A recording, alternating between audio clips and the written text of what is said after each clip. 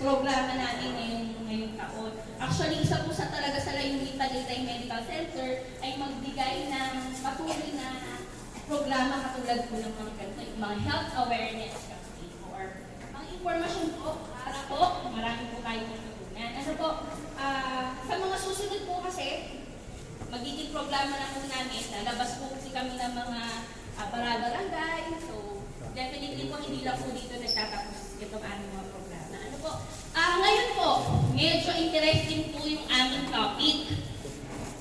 Ano po, ngayon po kasi sineselebrate natin yung World Sleep Day. Opo, tama po. Hindi po siya masyado na pag-uusapan. Alam ko po ngayon lang din po namin kami magkakaroon ng ganitong lecture. So, basically po, di ba po, tayo, pag tinignan nyo sa Google, nag-search po kayo, ano ang sleep? Basically, ang sasabihin po sa inyo, isa po siyang vital indicator ng ating overall, ano po, well-being. Ibig sabihin, kasama po siya, isa pong indicator siya para masabi na tayo ay healthy. So, kung pala po tayo ay hindi tayo nakakatulog ng tama, ay masasabing hindi din po tayo healthy. Kasi kung hindi nyo po maitanong, ako po, ang gusto ko lang po ngayon, ang kasiyahan ko lang po ngayon, kasi po ako ay bagong panganak. So, ang kasiyahan ko lang po ngayon ay makatulog lang po ako ng 4 na oras na dire-diretso. Ako po'y masayang-masaya na, kahit yun lang po ang irigalo na ibigay sa akin. Kasi po yung aking munting anghel, 14 to 16 hours po siya natutulog, samantalang ako po. Kaya po, mga masaya na po ang 3 oras na dire-diretso. Kasi syempre po nagpapadeli sa gabi. Pero according po sa National Sleep Foundation or sa Google po, pag nakita nyo, ang sleep daw po, ang pagtulog daw po ng tao ay nagva-vary din daw po sa inches. So sa ating edad. So, syempre po, pag mga toddler, mga infant, tulog po ng tulog. Samantalang po, pag mga katulad namin, millennials, nag-iiba-iba din po, minsan 7 to 9 hours, okay na po. Samantalang po yung mga batikan, mga senior citizen, alam ko din po, iba-iba din po yung tulog. Pero napapansin ko po kasi ang lola ko, ang aga niya pang matulog, ang aga niya pong magising. Parang ganun po. Meron din naman pong may mga sleep habits, yung may mga ritual, po na ginagawa tuwing gabi. Merong umiinom ng kape para daw po mabilis magpakatulog, pero naman daw po hindi nainom ng kape kasi hindi nakakatulog. May mga routines po tayo tinatawag. Pero bago po tayo magsimula, mapalad po tayo ngayong umaga kasi po meron po tayong angkop na speaker para po sa pagkakataon nito. Pero bago nga po natin siya ipakilala, ibibigay ko muna po ang floor kay Joy Loyola, ating marketing officer, para po patuloy na magpasalamat sa inyo ngayong araw. Good morning po sa inyong lahat. So, in behalf of Tagaytay Medical Center, kami po ay nagpapasalamat sa patuloy ng pagsuporta mo sa aming ng health education. Sabi nga po ni Miss Sarah, talagang mga suki na po kayong lahat. Di po ba kayo mga textmates po namin? Isang text lang po, nandiyan po. So kami po ay nalulungkot kasi po nabalitaan po namin kay Ma'am Nympha na kilala niyo po ba si Mr. Cipriano po, yung ating classmate. Jose Cipriano po, yung asawa po ni Ma'am Ma'am Yoli, si ating Miss Pakawantas. Nalaman po namin na namatay po si Tatay Jose, kaya tayo po yung hikiramay po sa kanyang pamilya. Actually, na-confirm po sila last week na aatin po sila. So, yun po. So, nakakalungkot po. So, pero inggan po ng time lahat tayo po ay hikiramay sa kanila. Pero ngayon nga po, tayo po ay mapalad na magkakaroon po tayo ng dagdag kaalaman tungkol po sa kahalagahan ng sleep. So, ang aming pong sleep center ay nagbukas para po i-address po yung mga iba-ibang problema natin sa pagtulog. Yung mga usual po, yung mga naghihilig, yung pala may problema na pala sa puso. So ngayon po, i-explain po ito sa atin ngayon ng ating speaker at kung ano din po yung ibang services pa na mapaprovide ng ating sleep center. Ngayon po, meron po tayong dami dito. So explain po nila kung paano po ginagawa yung procedure po natin. So, muli po, maraming pong salamat sa inyong lahat at sana po ay marami po tayo matutunan ngayong araw na ito. So, ipapakilala ko po ngayong araw na itong ating magiging speaker. Ano po? Siya po ay isang clinical sleep educator. Siya po ay affiliate o member po siya ng Philippine Society of Sleep Medicine. Siya din po ay naging US Navy Hospital Firstman ng 12 years. A registered polysomnographic technologist from the Board of Registered Polysomnographic Technologies and the American Board of Sleep Medicine. A bachelor in healthcare administration and a master's degree in business administration. Graduate po siya sa Los Angeles, California. So, he worked din po in 50 neuro and sleep centers. Currently, a president po of Sleep A to Z and technical director po for FEU, NRMA, MF, and TMC Sleep Center. So, wag na po natin patagalin. Ibibigay ko na po ang floor kay Mr. Khem Ballaho. Palakpakan po natin siya. Thank you po. Magandang umaga po sa inyo lahat. Good morning. Haba po ng pangalan ko kaya pinaisin na po sa presentation. So, anyway po, kumusta po lahat? Sino po nakatulog ng mahigit 6 na oras? Less than half. Ako rin po, tulad. Traffic po sa EDSA. Okay. Okay lang po, magta-taglish po ako.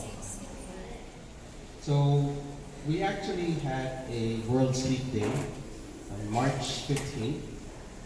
And we celebrated all throughout the world. And so, the main theme for today's topic and the global topic is actually healthy sleep, healthy aging. Okay, go.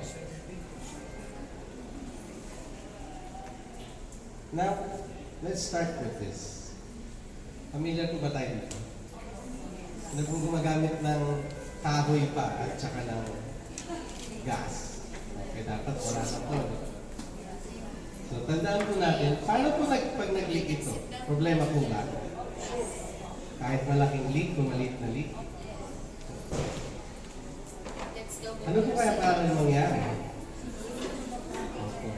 Maaari yung bahay natin, hindi na ganito itsura. So, pag mayroon po leak, yung gasol natin, opo. Opo. So, meron po tayong mga gagawin, no? Kasi pag wala po tayong gagawin, maamoy natin, there's a leak, okay, we ignore, we can have some trouble, then what could happen? Maybe some casualty, maaaring sumabog, at maaaring merong masalanta. So, I hope that doesn't happen. So, ano po kailangan natin gawin? We need to prevent it. When we smell something, like a gas leak, open the window. Okay, yes. So we do steps kasi po, we understand what's happening. Okay? So this leads me to my topic, which is health. So since we're in a hospital, we always talk about health. Okay? Ano po ba ang health? So ang health po ay mayroong 3 pillars, which is nutrition, yes, exercise, and sleep. Okay? So if we do not take care of any of this, or just one, healthy po ba tayo? Maybe not. Okay? Missing one pillar. So these 3 things are important together to be taken care of. But I will focus today mainly on sleep health. Okay? Kasi po, yan ang aking specialization. And for the most part, sleep has been the most ignored things, especially now, most current generation. People ba, midnight na, then either you are still on Facebook at midnight, or the kids still playing games on their beds, or watching TV. Kasi murang Netflix eh. So, I started with a gas leak. Ano bang connection po ng gas leak at saka ng sleep? Meron po bang connection ng sleep sa gas? Now, ang gas po, it provides us heat. We cook food with it. When we cook food, we get energy, right? Very simple concept, okay? But, we must have it. Okay? Kailangan po siya. Eh, ang sleep po. Ano ba ang sleep? So, sleep is we rest, okay? We shut down. For kids, it's time for growth. Yun po sa akin, I thought if I sleep more, I'll grow more hair. It never happened. So I guess this is my design. But sleep for adults, this is time to recover. Okay? Every day po, we get tired. If we don't sleep, we'll forever be tired. Okay? So sleep is also a must-have. Hindi po siya optional. Okay? Now both actually provide us to become healthy. We need it to be alive, and then we need it for the next day, for the next night. Kasi some of us are night shift. Tulad ko. So basically, you can see the analogy I'm trying to create. Kaya lang, if we do not protect our sleep, then what can happen? Simple, damage. If we talk about science, damage from the very cellular level. Hindi natin nakikita sa loob, dami ng damage. Pero sa labas, makikita rin mo natin ang damage. Maaaring makita ang damage sa eye bag, lalim ang mata, galit, moody. So, let's talk about clinical. Sleep po, with all different clinical studies from the National Institute of Health and many different research organizations, they have already proven that sleep is related to hypertension or high blood. Okay? Hindi lang po sa mother or father-in-law ang high blood galing, kundi sa sleep. And also, it's related to diabetes, type 2. Okay? Depression. If you can't sleep, you can be depressed. Or lahat po ng depressed na tao, ask them. They're not sleeping well. Okay? Obesity. When you cannot sleep po kasi, when you cannot sleep, your hormones change. Okay? Meron pong hormone sa katawan na tumataas kapag hindi tayo magandang matulog o hindi tayo makatulog na maayos. Yung tinatawag na ghrelin. So, dalawang hormones po na nagiging imbalance, no? Yung leptin at saka ghrelin. If we have disrupted sleep, ghrelin shoots up while leptin goes down. Ano po ba to? Well, ghrelin makes you hungry. Okay? It makes you hungry. While leptin goes down. Leptin makes you feel comfortable, makes you feel full. So remember that anybody who doesn't have good sleep are always hungry. And the problem is they're hungry for sugary, starchy food. Kaya nananaba. Kasi midnight na, kakain pa ng pancakes, kakain ng cake ko, galing Goldilocks. So later on po, magiging haba. So, sleep also is related to excessive daytime sleepiness. Antukin. Okay? Hindi dahil sa tamad, maaaring meron siyang sleep problem. Okay? Na dalawa po ang EDS na tinatawag sa sleep. EDS, itong isang excessive daytime sleepiness and erectile dysfunction. Doon po sa mga sexually active, kakaroon po sila ng problema. And this is already proven. na may correlation sa sleep disorder. Okay? And sleep is related directly to stroke. Okay? It is directly to stroke. Kuha lang akong Hindi maganda ang Kuha lang. tulog, mataas po ang risk factor na magkaroon ng stroke. And heart attack. Heart attack, directly related po sa sleep. Aneurysm, pagputok ng ugat sa ulo. Similar to stroke. Growth issues para sa mga bata. Okay? Hyperactivity. Ito po, itong dalawa na to, related to sa mga bata. So, if we sleep for 8 hours, and our kids or our grandchildren sleep for 8 hours, do we think it's okay? No. Kids require more hours. Minimum of 10 to 14 hours a night.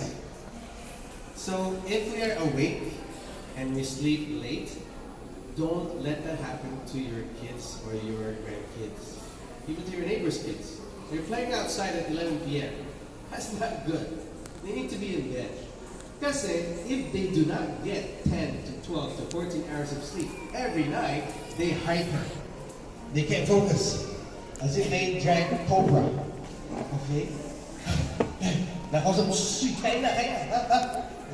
Okay, they become hyper. They cannot concentrate.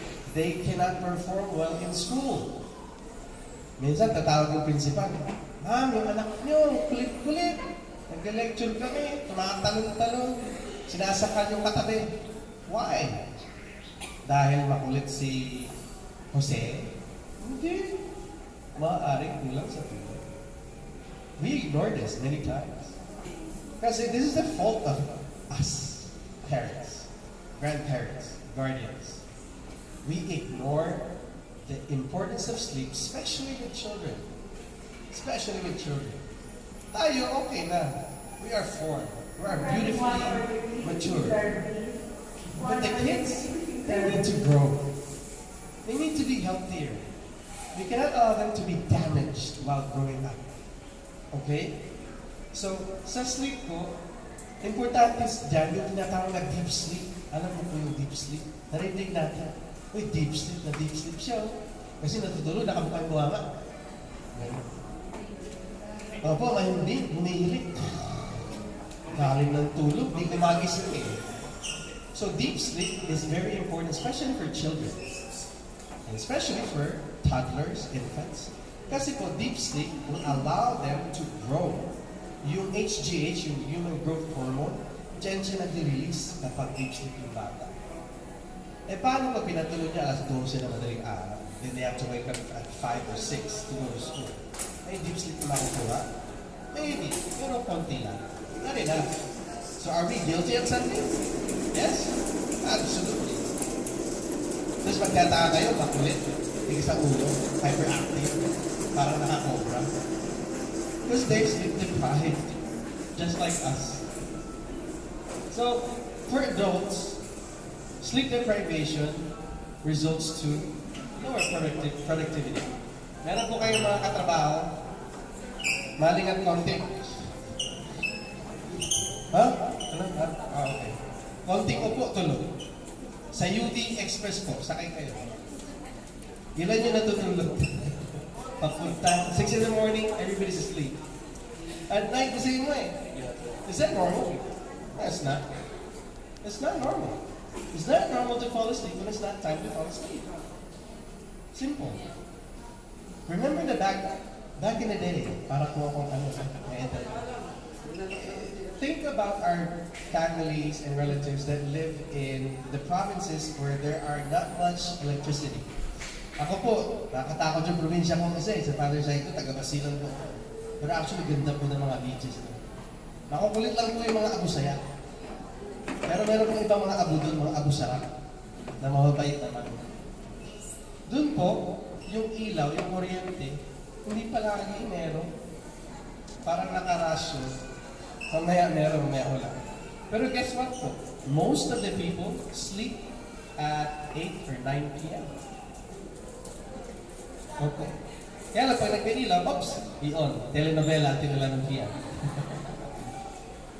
But my point is that if you do not have so much light, so much electricity, and you live naturally, more naturally, you usually have a better sleep practice or habit or cycle.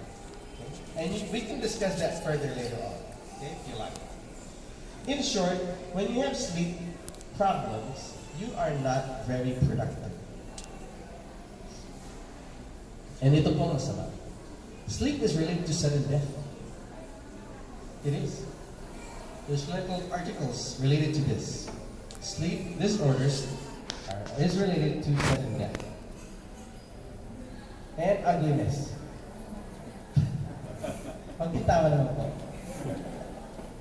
Hindi pa isipin nyo, if you can't sleep, you're grouchy, you're moody, you have eye bags, you have muta, you have laway. So, you look ugly, you don't sleep right. Okay? Your hair's messed up.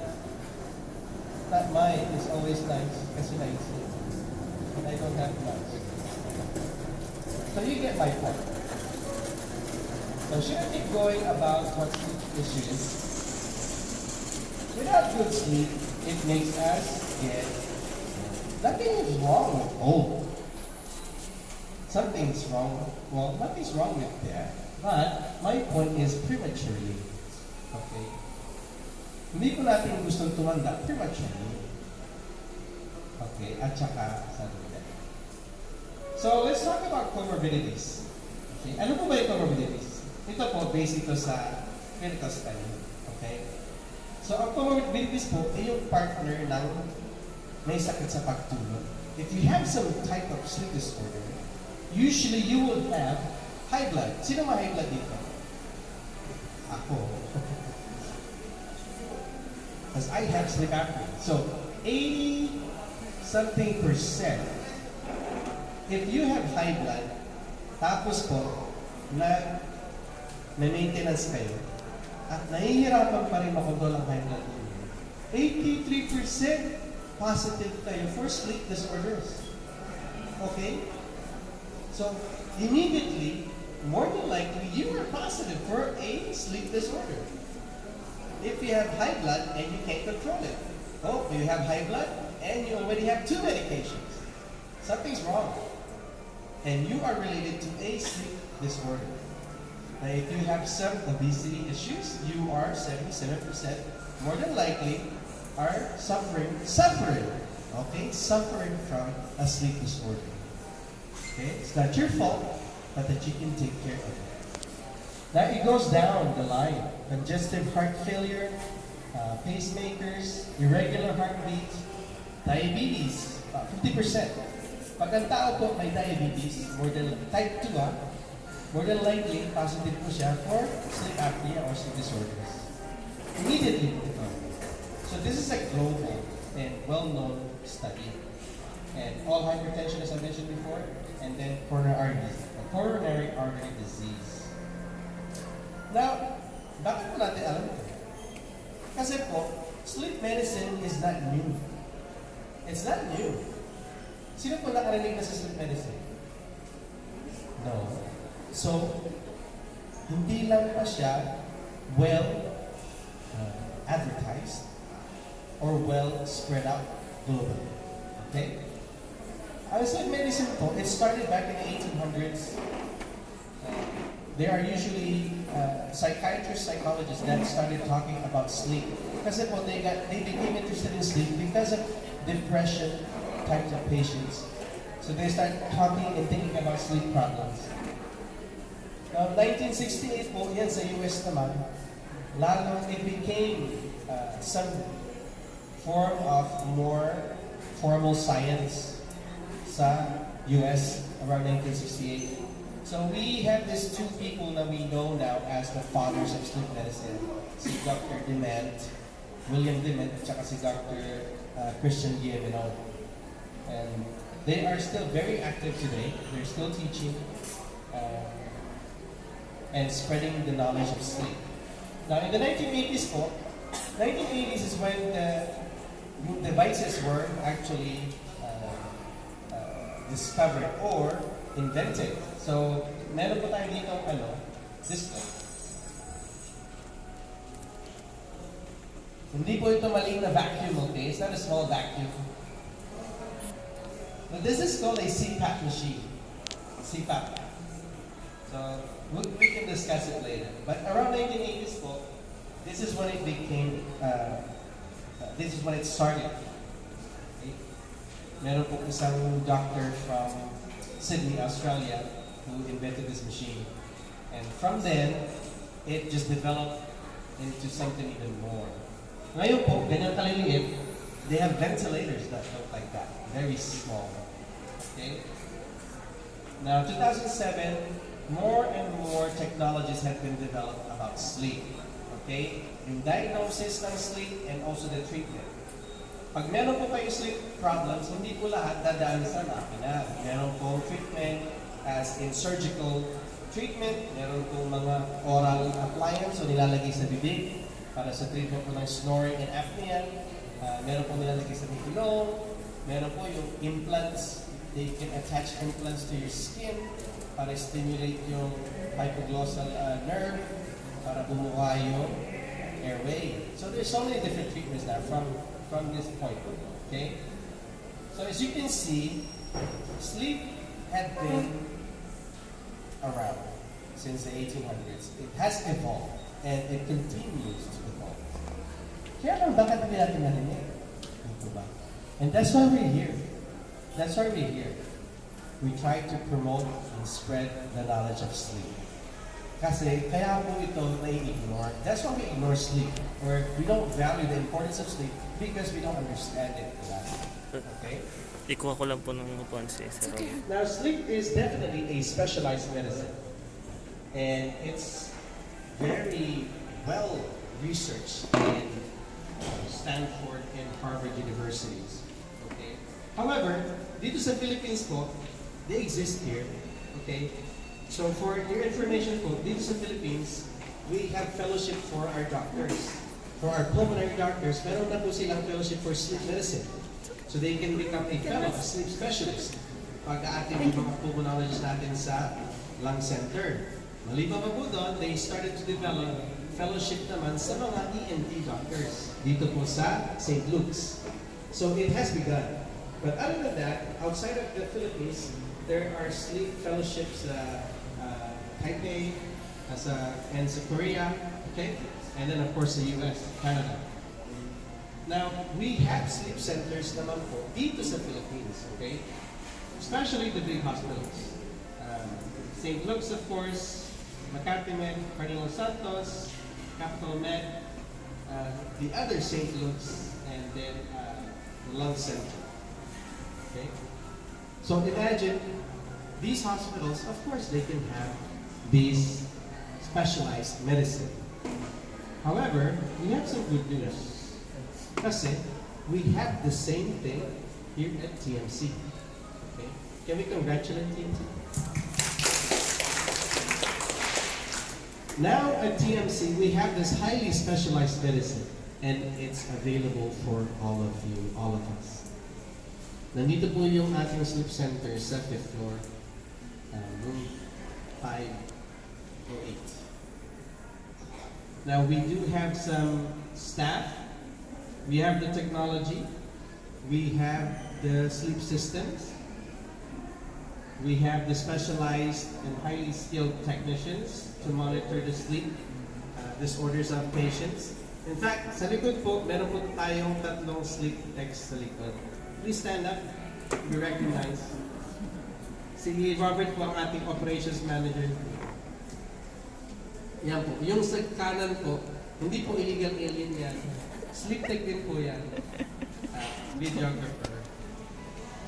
Mrs. ko po.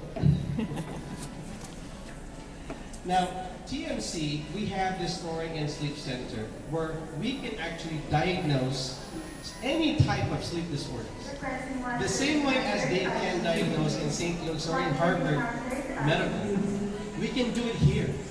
Okay? We can perform different treatments, especially yung CPAP treatment.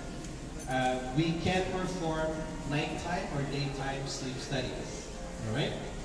Now, the great news po is that this highly specialized medicine is now paid also by PhilHealth. Okay? Meron bang, lahat ba tayo meron PhilHealth? And for seniors po, meron pa kayong additional discounts. So, we have the solution that's available in the big hospitals also here, locally, okay? Now, ask yourselves this, and be honest to yourself, okay? Do you have the symptoms that we discussed earlier? Hypertension. Kanina may nakita ko medyo hinihikap. Signs po yun. Ako rin po. Hindi po dahil nakakoping ko tayo, okay na yun. If you wake up, and then throughout the day, you are yawning, that's not normal. It's not. And if you nap throughout the day, and you nap more than 30 minutes, you nap for 2 hours, 3 hours, hindi na po nap yung hibernation. Okay? So do we have hypertension that we're not able to control with pills? Okay? Do we have hypertension even though we exercise or we eat nutritiously with sitaw, bataw, patani? So we have to ask these things.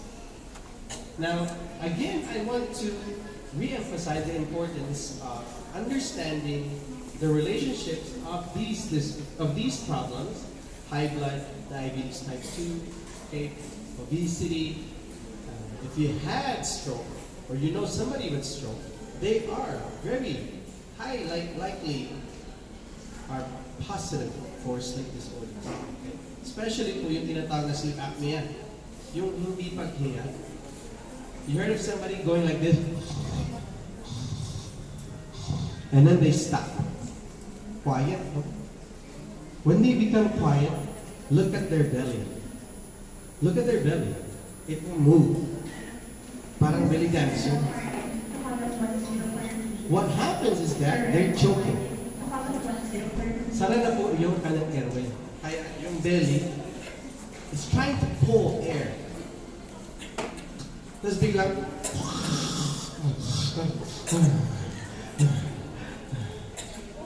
nagising na po yun. Kasi bumuka na ulit yung airway. Bumuka na. Pwede na pumasok yung hangin. Pero nagising na yun. So yung tulog nila, it's not deep anymore. They woke up. And it's common for that to happen over 100 times a night. Very common. Especially Filipinos. You know who's Brazil? And usually, the Caucasian. Sorry, I mean to highlight this here. But Caucasian, because of their pronounced jaw, they have a larger airway. Filipinos, I'm sorry, we have smaller airway. Maliban sa cute yung ilong natin, we have smaller airway. So Filipinos very, very susceptible to sleep disorder, especially sleep apnea. Now, men over 40 years old are very susceptible to sleep apnea, sleep disorders. Women are resilient until they become post-menopausal age. They become as susceptible as the men. Okay? Now, moving forward, so what do we need to do? If we find ourselves or we know somebody that has these possible signs and symptoms, tayo ba, anak ba natin, kapitbahay natin, kaibigan natin, we have to see our doctors first. Kasi po, sleep is a specialized medicine, so it requires a referral form para dumiretso ng sleep. Yun. Dadaan mo lang kayo sa doktor, kahit ano pong doktor. Yun po ang gusto kong ipaliwanag ngayon. One of the most important things that you can approach any doctors, any, and ask them if they can refer you to the sleep lab. Kasi you think that you might have some sleep problems. According to clinical studies, 70% of the time, it's the patients referring themselves into the sleep lab, sleep center, more than the doctors looking for a sleep disorder. Okay? So, we as patients, or people who think that we might suffer from sleep disorder, we have to be vigilant. For ourselves or for our families, or for our little ones. Okay? Now, there's one form that we spread out. Yung po tinatawag na sleepiness scale, Epworth sleepiness scale. It has just 8 questions. Very simple question. It asks you if you fall asleep when you watch TV or you're sitting down quietly or you're in a car. It asks you that how likely are you to fall asleep when you're watching TV or you're just reading a book. Pero yung 8 questions po na yun, if you answer that, it comes up with a number, and that's how we can figure out na if you are sleepy enough to be brought into the sleep center. Okay? And we can actually hand you those questionnaires if you would like, so that you have the understanding of what is included in those questionnaires. Okay? And we also have the pamphlets that we can spread out so that you can have our information. Okay? And once you have these questionnaires, you can visit us on the 5th floor. Do we have some? Then we can discuss things with Do you. we have How any you more? can get seen in a sleep center. Okay? Lastly is you check your PhilHealth. If you have PhilHealth, then it helps so much more. Plus with your senior citizen discount. Now, some people will actually will not go see a doctor. Because it's expensive. Right? It's expensive. I've noticed this because we also run other sleep centers. And then I've worked in different clinics and hospitals. And my family is too, very stubborn. Okay? They do not want to be seen kasi they're trying to save money. However, they have money for watching a movie. Getting the new iPhone. Oh my God, the new iPhone is what? 70 to 90,000 pesos. And some will spend money on cars, rebuilding, remodeling their homes. These are big purchases. Okay? However, it's time to value what's more important. Do we all value time? Do we value time? Okay? Why do I mention this? If you're sleepy, you're not really there. Okay? I'm a positive obstructive sleep apnea patient. Pasyente po ako. And I've been using my machine, my CPAP machine, since 2008. And before that, you can ask my wife if I was 50% there or not. Because half of the time, kahit sa groceries, we're walking, hey, do you want eggs or no egg? Huh? Oh, sure, whatever. You're not fully there. It's funny, but it's sad. Sad for you and for the person, for your relatives, or your loved ones, because you can't focus. But it's not something you want. It's because you have a problem, a medical condition that you can address, okay? Now, we also value our heart. And more than our heart, our health. Kasi one big sign is the snoring, if it's loud and constant and every night, okay? Some of us snore every now and then when we're tired, super tired, and we're on our back, okay? Kasi when you're on your back, the tissues, yung ngala-ngala, at the back of the throat, and our tongue is big. It's not just this. This is just the tip. When you go sideways, the tongue is about this big. Okay? When you sleep and you lay down, the tongue goes where? Back. It's strangling you. Sinasakal tayo. Okay? Kasi when we sleep, it starts to relax. Especially when we get into deep sleep. And especially, have you heard of REM? R-E-M. I know, we have a staff here named Rem. Si Sir Rem, nagpipicture kanina. And my name is Khem. But Rem is rapid eye movement. And when you have infants, look at them. When they going like this, you see their eyes moving fast, up and down, side to side. We experience that too. That is the stage of sleep that we're dreaming. Okay? What's the lower number? What's the lower number? But REM is very, very important to us. REM is when all of our tissues collapse. Okay? If you're in a UV on a bus and you look beside you and somebody looks like this, like somebody's face like melting, that's REM. Kasi they do not have any muscle tonicity. All your muscle tones drop. You relax. So when somebody has some snoring and they get into REM, what happens is the apnea or the sleep disorder becomes worse in REM. Okay? Because everything relaxes and collapses. So our airway, it collapses. Worse in REM. Now what's the problem there? Every night we need 3 to 4 to 5 REM. And it happens every hour and a half. Until you REM. It happens. Kasi ang sleep po is a cycle.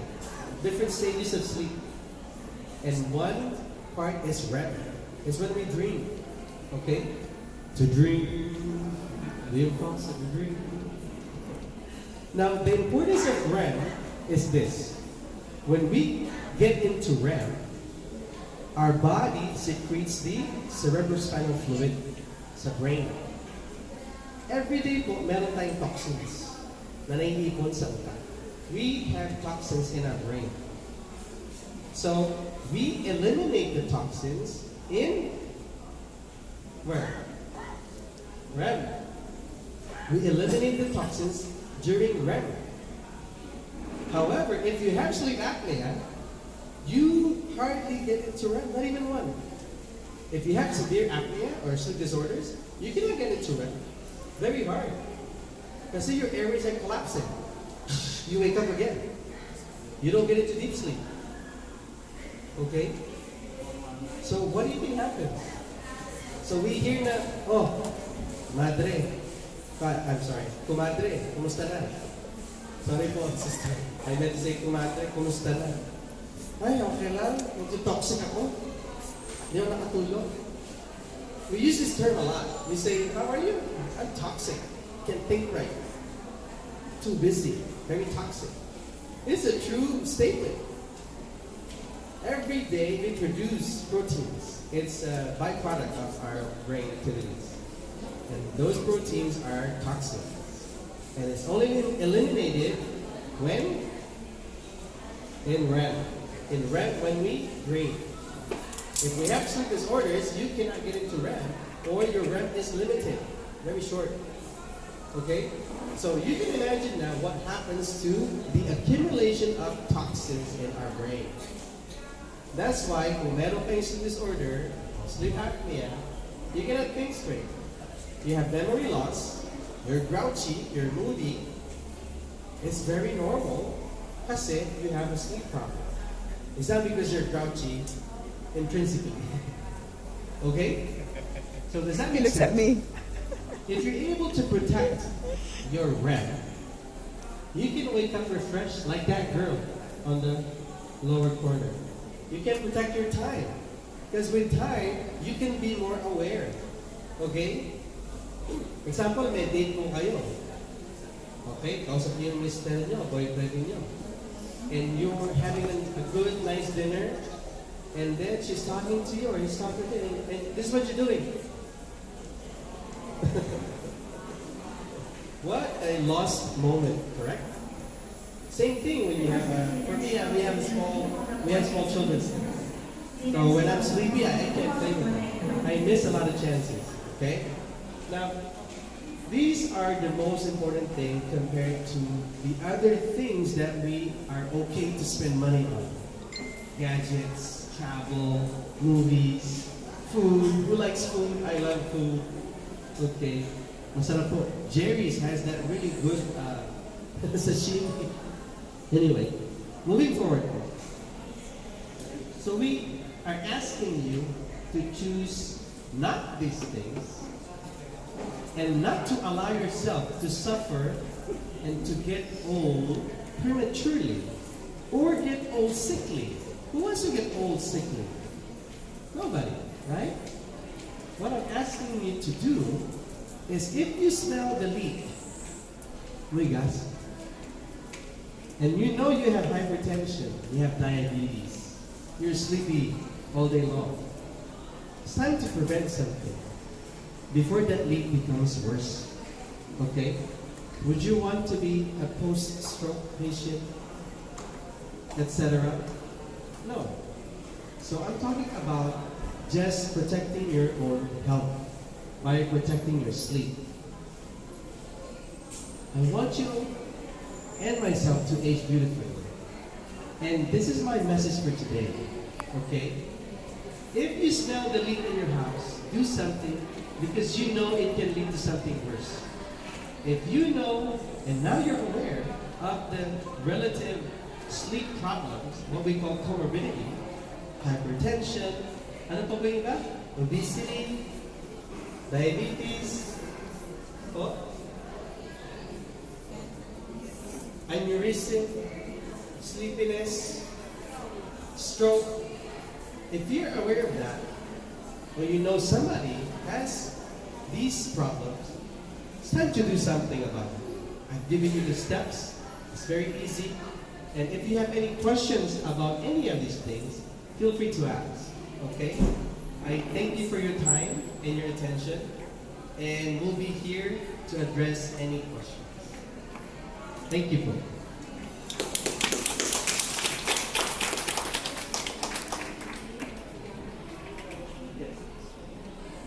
So now we will entertain questions po. If you have questions, you may share. Meron po ba? Para po sagutin ni Sir Ken. Po, sayang po yung chance. Baka po may mga tanong kayo. Kasi ang dami ko nga po natutunan. Nakikinig po ako mabuti. Nakikinig po kay Sir Ken. Kasi napansin ko po yung anak ko malikot na. Yun po, kala ko enough na yung 8 hours. Hindi po pala. Kaya po pala 11 o'clock pa ay ako ginigising pa. Yan po pala yun. So, importante po na may good sleep pattern tayo. So, baka po may question.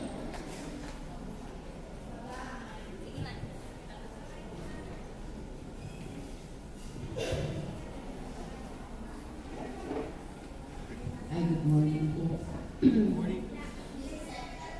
As of this time po, medyo naliligo ako kasi nga po, hindi ko ako sa tulog kasi hindi ako nakatulog. And ako rin po ay naging low blood. Gusto ko lang po sanang tanungin kung meron kayong gamot or tablets na pwede kong inumin na hindi naman ako magiging kapag yung hindi ko na inumin ay hindi ako makatulog ang tawag ko. Parang magiging habitual. Meron po ba kayong gamot na pwede kong inumin? Aside from, binigyan na rin po ako ng doctor ng sleep well pero hindi po gumana, hindi po tumalab sa akin. Kahit ako umiinom nun, hindi po tumalab. Kagabi nga po siguro mga 1 hour lang yung naitulog ko. So as of this moment, medyo hindi po kasi kulang ako sa tulog. At ang iniinom ko lang na vitamins ay pero sulfate na nalimutan ko pang inumin kanina. So nagpabili ako dito sa kumarin ko. Is there another stair over there? Yung Oh, and there's people there too. natural. In line. Tapos ang kamote, ang palaya. Tapos meron pang ibang herbal kung iniinom tulad yung galing sa kahoy na ang tawag ay sibok. So sa ngayon na po, hindi lumabo. Ano po, Dok, na pwede kong inumin? This calling Khem. I know, huh? Clarification there. Hindi po ako doc. Educator. So, ang na-experience po ninyo ngayon ay symptoms na. And usually, we try to look for answers with a pill form kasi it's quick. And let me emphasize po, any sleep disorder, most of it, are chronic disease. Ang ibig sabihin po ng chronic disease ay mahaba na panahon na develop. So ang gamot po dyan, hindi pill form. It should be a long-term din na approach. Kasi po, pag ginamot natin ang isang bagay na chronic, patchwork lang. Parang kumbaga sa malaking sugat, band-aid. Okay? Sa sleep po, when it comes to insomnia related, insomnia po hindi makatulog. So meron ka pong types ng insomnia, tatlo. Yung early, middle, tsaka late insomnia. Meron pong insomnia, you can fall asleep immediately. But then you keep waking up. Wake up, sleep. Wake up, sleep. So fragmented. May insomnia po na you cannot sleep until 3, 4 a.m. And then you have to get up. Okay? So there's a few types of insomnia. Ang insomnia po, it could be a result of something else. One, maybe depression. Or two, a bad sleep hygiene. Bad sleep hygiene po is when you do not have regularity. You do not have habits. Every week, you go to bed at 10, wake up at 5. On the weekends, you party until 12 or 1 a.m. and you wake up at 12 p.m. Big shift. Walang regularity. Yun po tinatawag nilang sleep hygiene. When this accumulates throughout the years, it becomes insomnia. Ang nangyayari po dyan, we have our own clock. We have our own clock internally. Kung regular ang tulog po natin, regular ang gising natin, kahit walang alarm clock, may gising kayo. It's normal. If you maintain that, pag na-damage po siya, then you will have irregular sleep patterns. Then you can't sleep, or you fall asleep immediately, or wake up too early. So, when it comes naman po sa medications, there are medications po that can help you fall asleep. Okay? However, it's not the long-term treatment or solution for a sleep disorder. Ang tinatawag po nilang typical na intervention for any type of insomnia is what they call CBTI, C, Cognitive Behavioral Therapy. So itong yung I, siguro Insomnia. intelligent, insomnia. So cognitive behavioral therapy, they can give you medicine so that you can fall asleep at a certain time. But what the doctor will usually ask you is to keep sleeping the same time throughout the week and wake up the same time. And then, once you establish that, the doctor will start to reduce or decrease the milligrams. The or price? dosage Oh, there's different kinds of until you machines, different eliminate prices, okay? that It can go from medicine. 50,000 all the way to Kasi if you 90,000, use the depende po. medicine, the other Depende problem on the is type your- of machine and his Exactly. needs. So naturally speaking, it's good po na we eat healthy. And the needs of the It's good to person. eat healthy. Remember the pillars of health? There's different kinds of machines that do the same thing. So depende sa brand, depende sa... Sleep.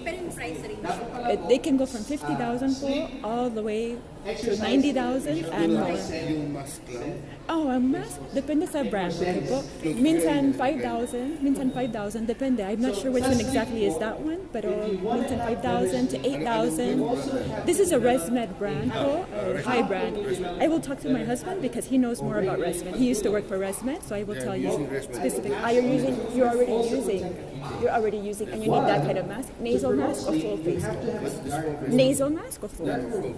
Full face. Okay, I will ask my husband to tell you the exact price here. Do you have a card? He, you know what? He has his own card. He has his own Tingnan price. mo ng mask. physiological. Just the mask. You have to Huh? have a diagnosis. The other thing is, He's going to go you get have it? to have a Is that what you yes. said? Yes, to attend the mass. The colder the room, the better. May ventilador po ba? Kung gusto nyo mag-hire kayo ng taga-paypay. Or So you have even the AC. masks alone depends on branding, you know? Okay? The other thing is I'm that sorry? And the size. it's And supposed to this, slow the down size for doesn't 2 to matter, 3 but it hours depends on before the you're type bed. of mask. If it's nasal You cannot go full to your Zumba or class pillows. at 9 p.m. Doing Zumba, then you go home at 10 o'clock, you shower, and then try to sleep. You cannot do that. Okay? You need a slow down period. 2 to 3 hours. You have to reduce light, We don't have any more exercise, brochures, that's or what's... temperature, noise, and any stimulation. Stimulation na yung sobra. Example, light as in from your gadgets, okay, cigarillo, etc. It's a smoker. But these things you have to reduce, and also eating sweets late at night, because it hypes you up, and then you will crash. Okay? But these things, you protect your light, your noise, and your core temperature. This will help you relax and slow down. Sa bahay po, usually around 8, 9 p.m., we turn off many lights. Konti na lang yung nakabukas. TV should never be in the bedroom. I'm sorry. Television should not exist in the bedroom. Some may say, I don't have a television in my bedroom. I have my iPad. I have my iWatch. This emit light. What the problem is we are confusing our biological clock. Remember I mentioned earlier, pag yung mga taga-probinsya na walang kuryente, they sleep very regularly. Early to bed, and then they're early to rise. Without alarm clocks. Because they have the habit. They don't have the stimulation late at night. Yes? Yes.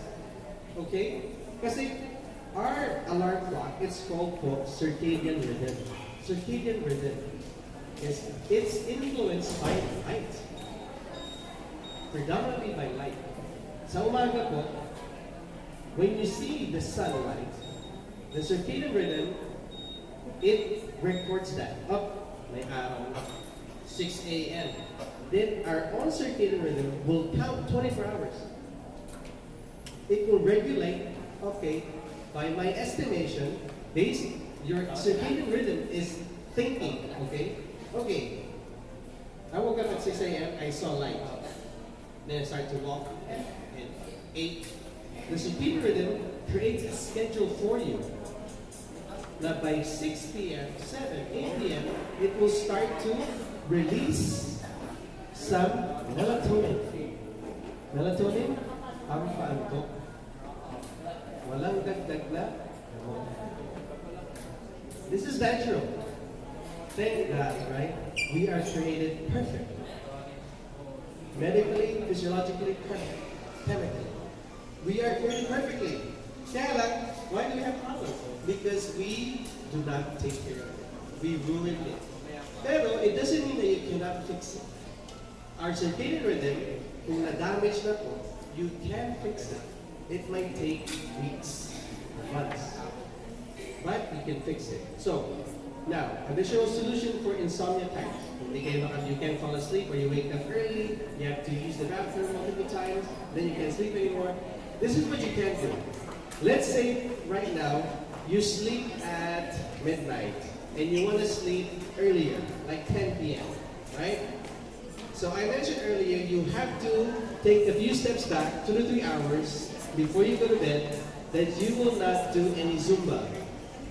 You're not going to work out heavily. Okay, you move around, but start to slow down. So that by 10 p.m., ready na yung katawan.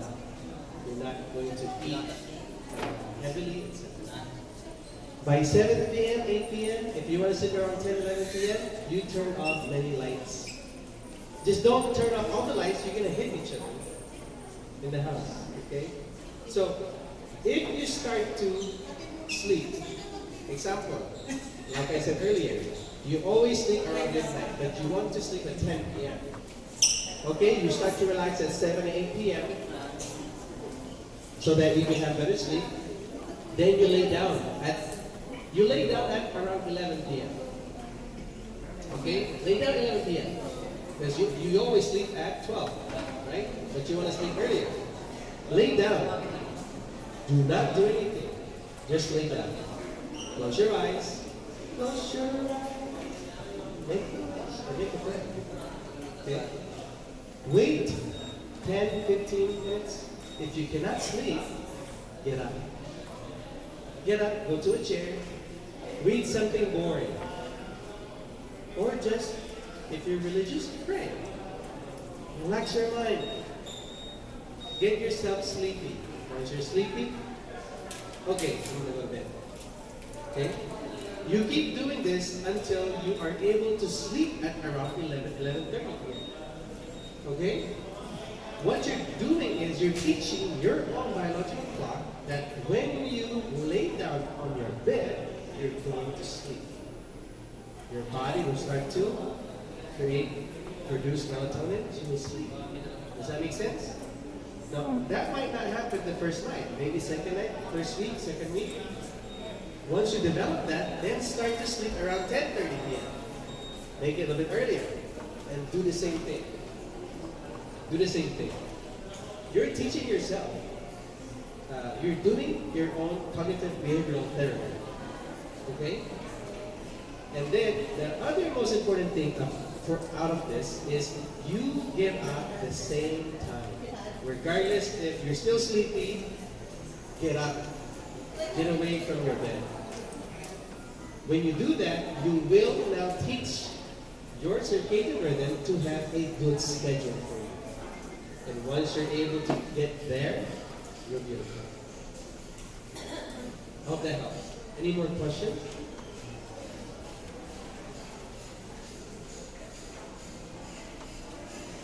But the one Sabi asking mo, question is sir. sleeping. Kasi ako, ang age ko is 80 na ako. Ngayon, ang tulog ko minsan 9 o'clock. 9, 10, 11, gising na ako. Pagdating ng 12, nagpipray ako. Pagkatapos ko mag-pray, hindi pa rin ako makatulog. Ang ginawa ko, minsan nag-YouTube ako. Yung Leong. After na manood ako, nag-antok na ako, tutulog na ako. Pagtulog ko naman yan, magising ako, tutulog ako mga 3 o'clock, 4 o'clock. Magigising naman ako niyan, 5 or 6 o'clock na. Ang tanong ko, ito ba ay normal pa? Sa edad ko ito.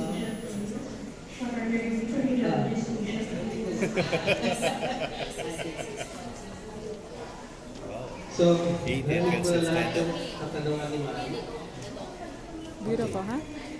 That's beautiful that she can do that. Yung sinasabi ninyo, yung schedule ninyo, ang hindi lang po, kumbaga, ang out of place lang po doon, yung YouTube. Kasi po, sa edad po natin, from infancy to toddlers, to pre-adolescent, to adulthood, to late adulthood, and elderly, there is a difference in sleep pattern. Okay? There's also a difference in sleep staging. So, what do I mean by that? Yung mga bata po, they require more deep sleep. They require more deep sleep. Kasi po, they need to grow. So, during deep sleep, growth hormones are released. Now, when we get into middle age or adult stage, less na po yung deep sleep. Okay? And then we have more lighter sleep. And we carry that over towards later adulthood. Okay? So, some sleep are fragmented, like yourself. You have very light sleep or you wake up. But then, it shows you that you can sleep again. Correct? Kasi kung nakakatulog kayo, makitapos siya ng YouTube. Pag inalis po ninyo yung YouTube part, you do something without any additional stimulation, you can wake up and still fall asleep again. Just create a pattern po na walang YouTube, na walang stimulation. You can, if you need to read, have a low light, hindi po yung blue light, kundi yung medyo amber, yung lumang light na yellowish, ganyan.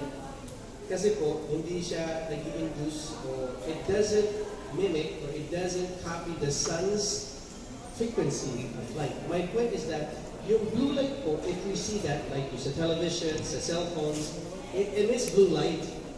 And it confuses our alarm clock na, ay, umaga na pala. It's during the day. So it will hold back on the production of melatonin, and then it will probably increase yung cortisol, to wake us up. But if you minimize yung exposure sa light, pagkagising ninyo ng madaling araw, you can probably fall asleep again immediately. If not, just within a few minutes. So, and this is normal. This is normal for adult na magising-gising. Especially, sometimes we have other conditions that we have to use the bathroom, right? As we age, also we have some, we are predisposed to need to use the bathroom a bit more, okay? But that's another possible medical condition that you can also address. But it's quite normal now we do the later part of our lives, we have more shallow type of sleep. However, we can still get a good 6-7 hours of sleep. Kahit broken man po siya, at least you go back to sleep immediately and not spend a whole half hour, 1 hour of stimulating your senses to wake up, where you can actually fall asleep again. Okay. So, I hope I answered your question. It is quite normal naman with patients. And you look blooming po, ma'am, so I can see you sleep well. Yeah. Any other questions po? We'll be more than happy.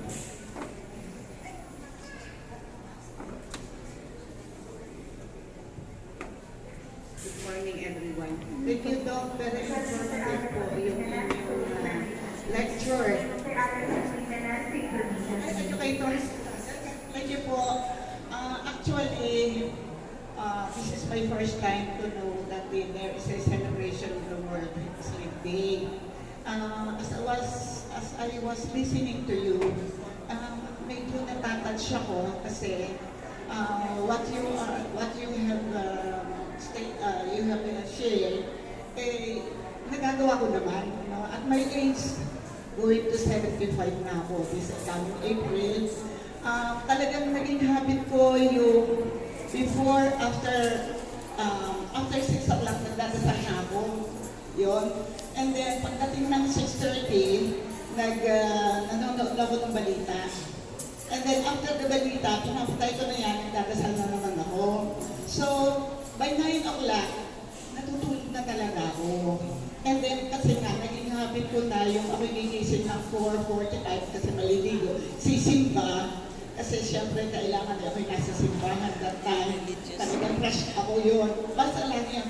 Kahit na walang simba ko, talagang nagigising ako that time. Kasi nga sabi ko, sugod na, habit ko na yun. Kahit na walang misa, kahit Saturday o Sunday, minsan gusto ko man bumalik pa sa higaan. Ano? Kasi gusto ko magpainom. So, ang nangyayari, nagpapainan-inan na lang ako. Painan-inan, exercise ko yung aking mga paa.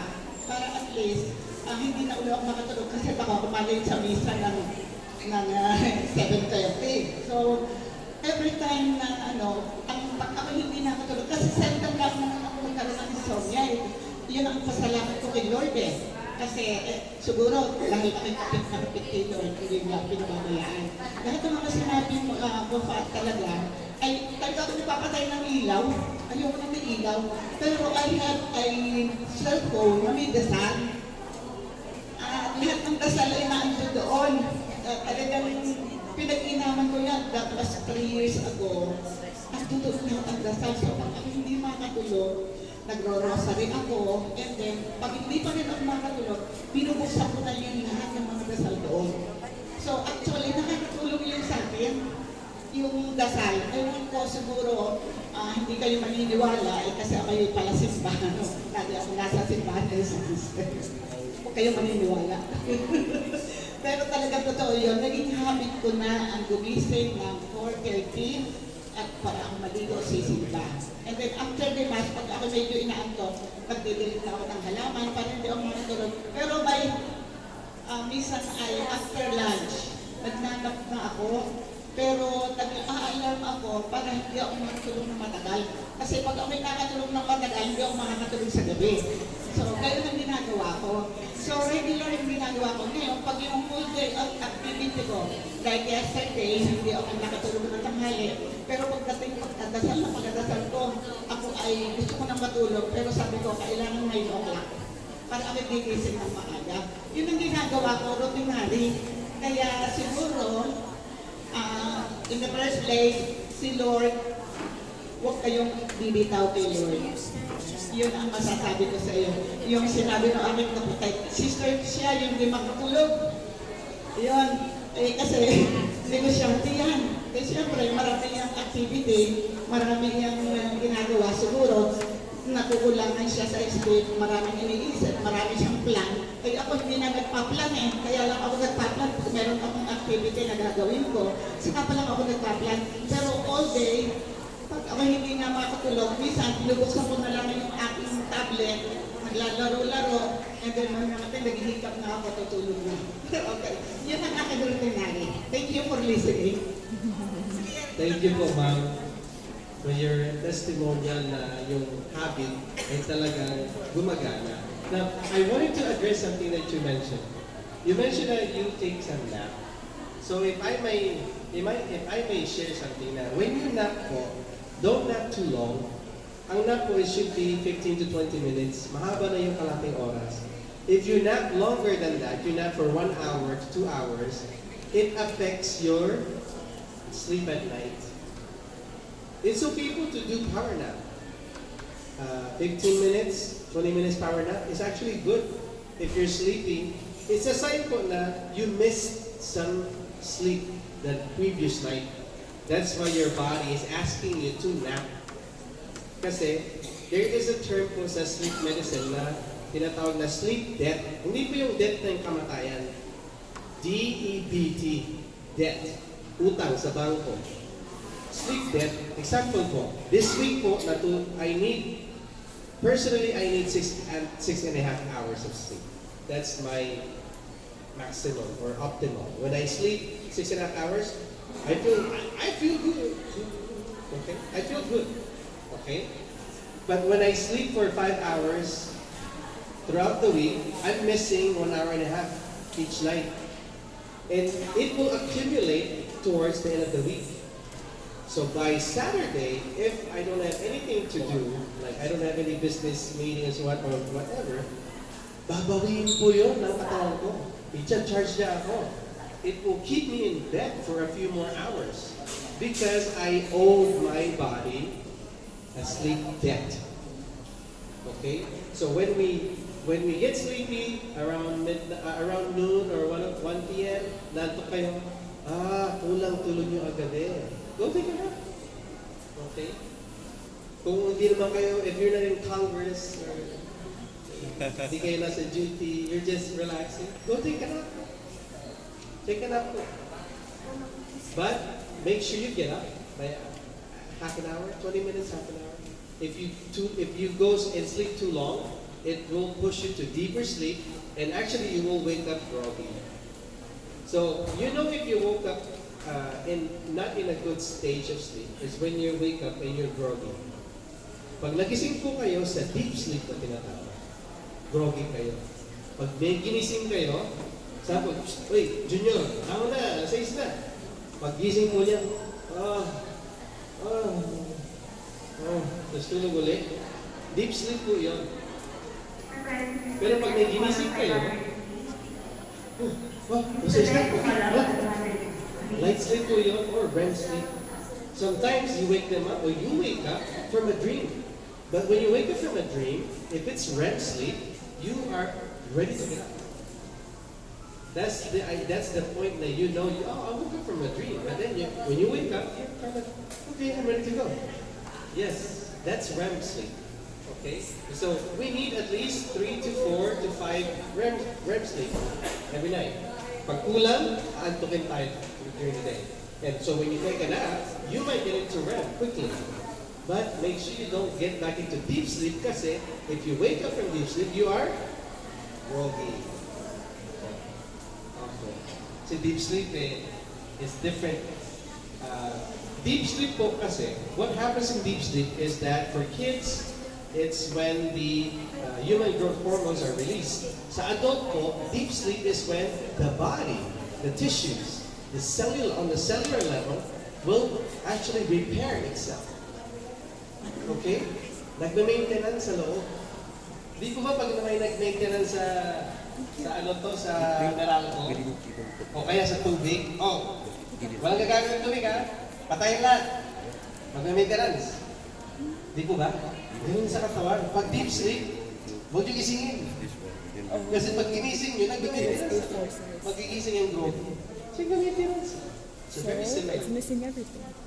Okay? This one, Do you have any other questions? here, and then have on the extra. So we Sir, bago po ako It's still okay. taas ng question. Maraming salamat po sa pag-educate sa amin. Marami po ako natutulong. Ang tanong ko po is, But it's missing information though. ano yun po yung All of proper the na most pagtulong, important pagkita? about the telephone Kasi po number. ako po, 65 years old na po ako. ay nakakaranas po ako pag yung titis na po, nangangatay po. Or minsan po, tulad po lately po na nakakaranas po ako na sumasakit po yung, dito po sa right side ng left ko po, na sumasakit po. Ano po ba yung proper way ng paghiga o pagtulog? Position po, pagsilog. Okay, thank you po. Thank you po, ma'am, sa question. So, when it comes to proper position po naman, it's more than just the position po. We all have different preferences. Okay? Yung iba gusto matigas yung kama. Yung iba gusto sa katre. Yung iba gusto sa malambot na kama. Okay? So, one example po is I grew up here. And then at age 19, my mother took me to the States. And I've been sleeping on the floor with the manig at malambot. And when I got there, my first night, she gave me a bed, a big bed. Oh my God. So thinking, oh, I'm gonna have a better sleep. Actually po, when she woke me up the following day, she didn't find me on the bed. I was on the floor. Yes po. Kasi I woke up, I felt like I'm drowning. It's too soft. So I feel weird. My back was a little hurting. It hurts. So my point po is, it varies. Wala pong perfect safe position. However, from different materials, reading materials, literatures, side sleeping is the best. Especially for people who snore and have some type of sleep apnea or let's say blockage in their airway. So side sleeping po, it doesn't allow the tongue to go back to create the snoring and to have apnea. Okay, pag meron po kayong katabi na ganun kaingay kasi nakasupay, side view po ninyo, lagyan nyo ng kalso muna na side view. So, I've read some materials na you sleep on your right side kasi the heart is leaning to the left. However, I just saw another clinical literature that you sleep on your left side. So yes, and so unfortunately, you have to find your balance. Your body will tell you what it likes. One thing that I noticed is that I have a stiff neck if my neck is crooked, sleeping too far down with a very small pillow. Nakaganon. So I have to have a higher pillow. So my spine and my neck is actually parallel to the bed. So yung iba po na may mga mamahalin na kama, they have like Tempur-Pedic beds. It allows them to sleep on that position. But if you don't have that kind of bed, just make sure po na you're comfortable. If you wake up and you have a stiff neck, that means your neck was crooked all night. Or it could be a cause of the previous day na stress kayo. When you're stressed, like for instance, those people that have jobs na dealing with computers, or my mom was a beautician, so nakataas yung kamay. Palagi may stiff neck. Kasi di niya napapansin, strained yung kanyang shoulders, and it relates to her stiff neck that following day. So it could be some other things also. So there's no one answer, unfortunately. But one thing for sure is that if you suffer from that chronically, then you can check first with yourself or with the doctor whether it is it a type of any bone issue or ligament issue or just positional lang po. Pero again, to summarize, if there is a better position, it's side position. Side. Yes. Nakadapa. Some sleep well with nakadapa. I used to sleep na nakadapa, prone. However, when I start to use my CPAP, I have a mask on. And I have this on my head, on my face. So, nakadapa, when I start to sleep, I couldn't do it. I wake up with a big mark on my face. So I had to teach myself to sleep on my side. But now I also wear a smaller mask. This po yung creates, this po pala is a part of the CPAP.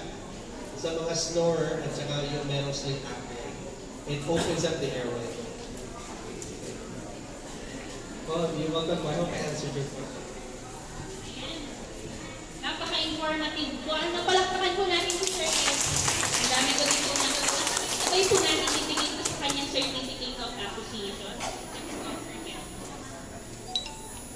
So, we would like to give this certificate of appreciation presented to Sir Khem Ballaho for his valuable contribution as guest speaker on World Sleep Day entitled Healthy Sleep, Healthy Aging, given this 27th day of March 2019 at Tagaytay Medical Center, signed by our Medical Director, Dr. Rodriguez, and our COO, Mr. Richard.